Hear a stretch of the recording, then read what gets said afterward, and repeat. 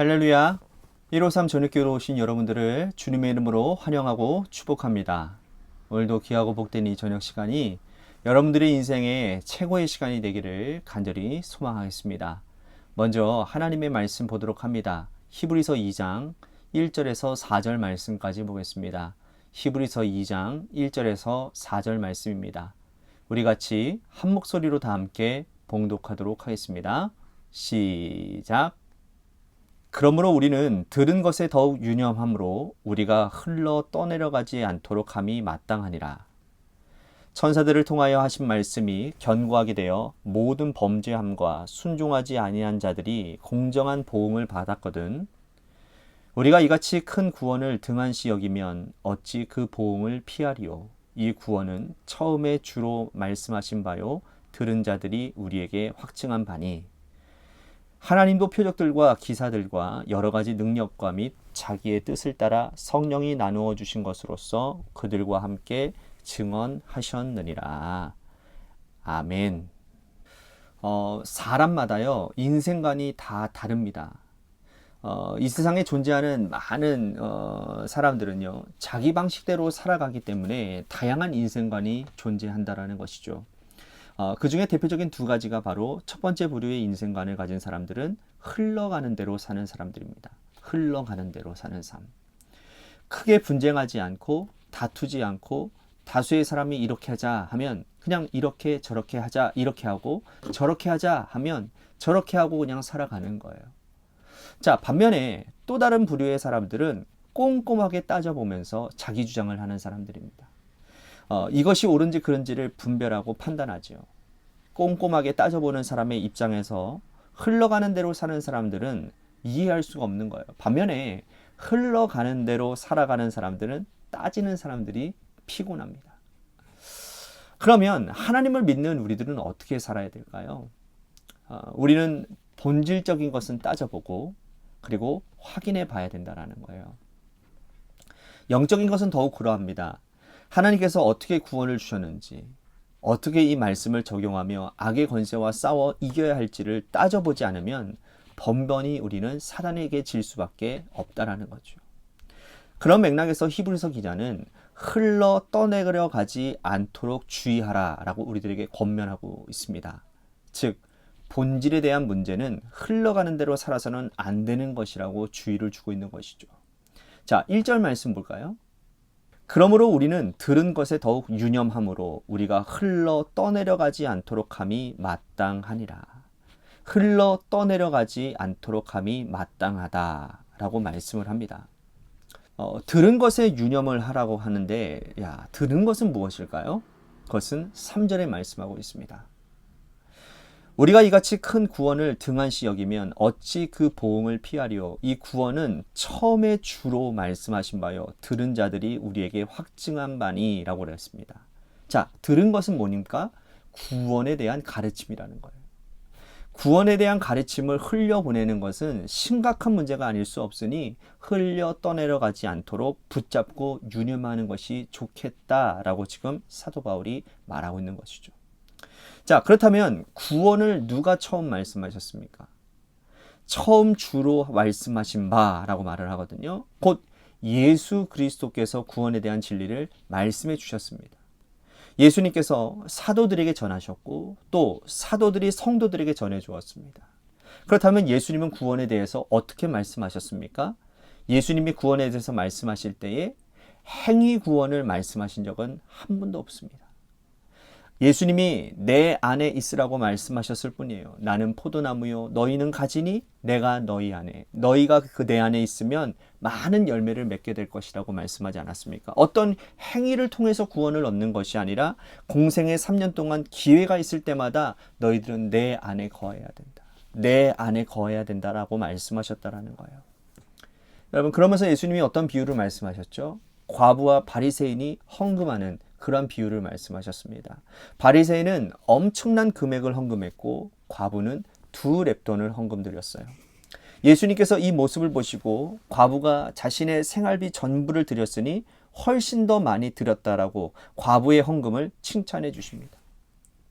사람들은 함께 하려지 않는 이 세리와 창기와 함께 먹고 마시고 그들과 예수님은 잘 지내셨습니다. 삭개오의 집에 들어가셔서 하룻밤을 유하시고 오늘 구원이 내 집에 임했다라고 선포하셨습니다. 행위로 따지자면 바리새인, 서기관, 유대 율법 학자들을 따를 자가 없었지만 그들은 회친한 무덤이라고 주님은 그들을 책망하셨습니다. 왜 그렇습니까? 그들이 예수님 안에, 하나님 안에 거하지 않았기 때문이죠. 오늘 우리가 구원을 생각할 때마다 예수님께서 가르쳐 주신 것을 꼭 기억해야 될 이유는 바로 사람들은 본질상, 이 본성상 어떤 행위를 통하여 구원의 여부를 확인하려고 하는 악한 습성을 가지고 있기 때문이라는 거예요. 주님께서 구원을 이렇게 가르쳐 주셨고 사도들은 예수님을 통해서 구원의 확증을 받았어요. 사도 바울은 행위 구원을 철저히 배제했습니다. 할례 문제는 사도 바울이 평생 동안 싸운 문제였다라는 거예요. 어떤 사람들은 할례를 받아야 구원받을 수 있다라고 말했지만 사도 바울은 전혀 그렇지 않다라고 항변했습니다. 아직까지 한 번도 복음의 진리를 듣지 못한 이방인들은 할례를 받아야 구원받는다라는 그러한 사실에 그냥 넘어가기 쉬웠어요. 하지만 바울은 그들에게 복음을 전하면서 예수 그리스도 안에 있는 것이 구원을 위한 중요한 길이라는 것을 전하고 있습니다. 히브리서 기자는 구원에 대한 말씀을 성도들에게 확인하는 이유는 무엇이냐? 당시 교회에 행위 구원의 쓴뿌리가 넓게 펴져 있었기 때문이라는 겁니다. 어떤 행위를 해야 구원받을 수 있다라고 가르치는 사람들이 많았다라는 거예요. 히브리서를 받는 사람들 중에는 개종한 유대인들도 있었는데 그들은 할례 언약에 심취된 사람들이었습니다. 그래서 할례가 곧 구원이고 아브라함의 혈통을 받는 것이 구원이라고 믿는 사람들이 많았다라는 거예요. 히브리서 기자는 그것은 잘못된 구원관이라고 지금 가르치고 있는 거예요. 예수님 안에 있기만 하면 구원받고 그 구원은 성령을 통해서 우리들에게 확증된다라고 다시 한번 설명하고 있습니다. 그 말씀이 4절 말씀인데요. 우리 4절 말씀 보겠습니다. 하나님도 표적들과 기사들과 여러 가지 능력과 및 자기의 뜻을 따라 성령이 나누어 주신 것으로서 그들과 함께 증언하셨느니라.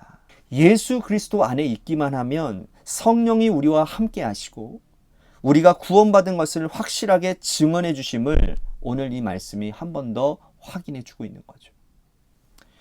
이어서 히브리서 기자는 예수 그리스도가 대제사장이 된 것도 말씀하고 있습니다. 우리가 읽지는 않았지만 17절, 18절 말씀 보시겠습니다. 그러므로 그가 범사에 형제들과 같이 되심이 마땅하도다. 이는 하나님의 일에 자비하고 신실한 대제사장이 되어 백성의 죄를 속량하려 하심이라. 그가 시험을 받아 고난당하셨은즉 시험 받는 자들을 능히 도우실 수 있느니라. 자, 예수님이 대제사장이 되셨다라는 말은 우리가 예수님 앞에 나아가면 구원을 받을 수 있다라는 뜻이에요. 과거 출애굽 시절에 여러분 문설주와 임방에 피를 바르고 그 안에 있기만 하면 생명을 건진 그 유월절 사건처럼 대제사장 되시는 예수 그리스도 안에 있기만 하면 우리 모두는 구원받는 백성이 될 수 있다는 겁니다. 이것 유념하지 않고 이것 꼼꼼히 따져보지 않으면 행위 구원이라고 하는 거대한 흐름에 떠내려갈 것이니 너희는 들은 것에 더욱 유념하여 떠내려가지 않도록 주의하라 라고 권면하고 있는 겁니다. 자, 오늘 이 말씀이 우리들에게 주는 교훈이 뭡니까? 오늘 이 시대에 신앙생활을 하는 우리 믿음의 백성들은요, 세속화라고 하는 아주 큰 흐름 속에 흘러내려가지 않도록 항상 주의하고 조심해야 된다는 거예요. 세속화의 큰 파도가 교회 안에 들어오고 있고 또 성도들 마음속에 지금 들어와 있어요. 물질이면 다 된다라는 생각, 세상에서 출세하면 영광을 얻을 것이라는 생각, 자녀들을 키우고 경제활동할 때에도 세속화의 쓴뿌리가 흘러가는 물꿀이 되어서 우리를 삼키려고 할 때가 얼마나 많이 있는지 몰라요. 세상도 다 그렇게 하는데 우리만 이럴 수는 없다라는 거예요. 우리는 이렇게 뒤처지기 때문에 때로는 우리들이 신앙을 타협하며 이렇게 나아가야 된다라고 우리는 얘기한다라는 것이죠. 여러분, 근데 오늘 하는 말씀이 뭡니까? 거기에 흘려 떠내가지 않도록 매일 나 자신을 점검하라는 거예요. 말씀 듣고 꼼꼼히 따져보고 결국은 그 말씀대로 살아가라 라고, 예수님 안에 거하라 라고 주님 말씀하고 있습니다. 오늘 이 말씀이 여러분들에게 강한 울림이 되어지기를 축복하겠습니다.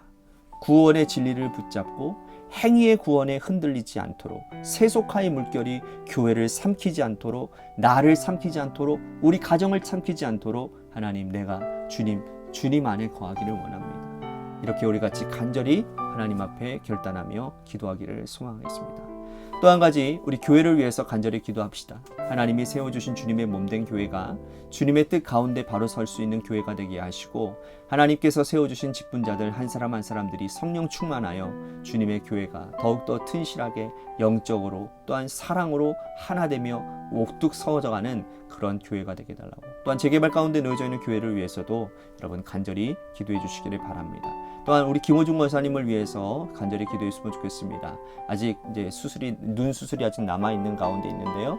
내일 나머지 수술이 있다고 하시니까 좀 많이 통증이 아프시고 많이 힘드신 가운데 있습니다. 여러분들 모든 수술 과정과 또한 회복의 과정을 위해서, 또한 더 건강함으로 하나님께 영광 돌리는 그런 은혜가 있게 달라고 우리 김호중 권사님을 위해서 기도해 주시기를 바랍니다. 마지막으로 여러분들의 삶의 자리와 여러분들의 자녀들을 위해서 기도하시다가 이 시간 돌아가시기를 바랍니다. 노래 끝날 때까지 우리 같이 합심하여 기도하도록 하겠습니다. 기도하시겠습니다.